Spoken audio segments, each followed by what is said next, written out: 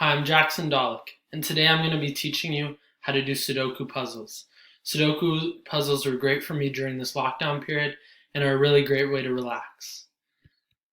Uh, this is what a Sudoku puzzle looks like. In Sudoku, there are some basic rules you need to know in order to actually do these puzzles and understand how they work.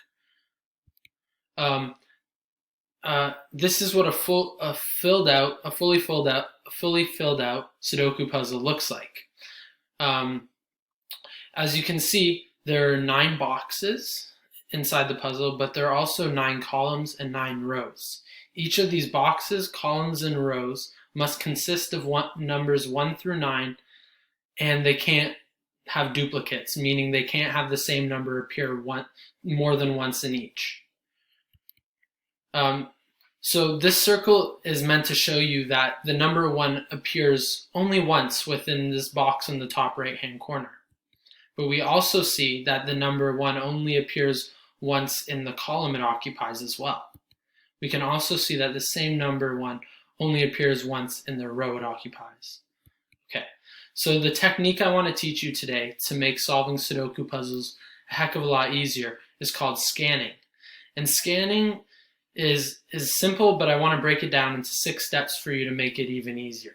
So the first rule of using scanning is finding a number that is not inside a box, not a column, not a row, but a box. And we want to see, and we want to try and find that number within the box. So the second step of this is looking for that same number and seeing if it appears in any rows or columns that intersect with the box. Here we can see that there are 2 rows where the number 1 appears and it intersects with the box, but we can also see that the number 1 appears once in a column underneath the box as well. So the third step is imagining arrows pointing through these numbers. And we can see these arrows occupying the empty space that they pass through.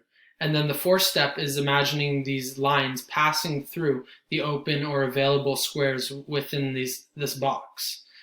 And then the fifth step is seeing if there's only one potential option left, or meaning where these lines don't pass through. And if there is, we know that's where we're going to place the number.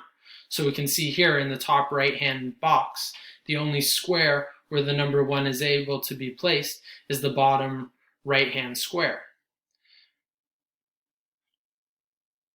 The sixth step is identifying and seeing if there are more than one potential squares for this number to be placed. And if there are, we should move to another box or try and use another number within the same box, because there are going to be boxes where there's only one option for this number. So it's better to find those first and then move on. Here's another example where scanning is used. As we can see in the top left-hand box, one occupies one of the squares, but we can also see that it occupies a column. And we can see this line passing through the column and basically crossing out 2 of the potential boxes of where we might want to place number 1. We can also see the number 1 occupies the bottom middle box, but also occupies a row. Now we can see the line passes through the row and eliminates the other 2 options. And by seeing this, by identifying this, we can obviously see that the only potential option for the number 1 is the bottom right-hand square in this box. Now I'm going to give you a demo using this same technique, but solving for another box. So we can see now that the number 1 passes through 2 of the squares in the bottom right-hand box in that same row.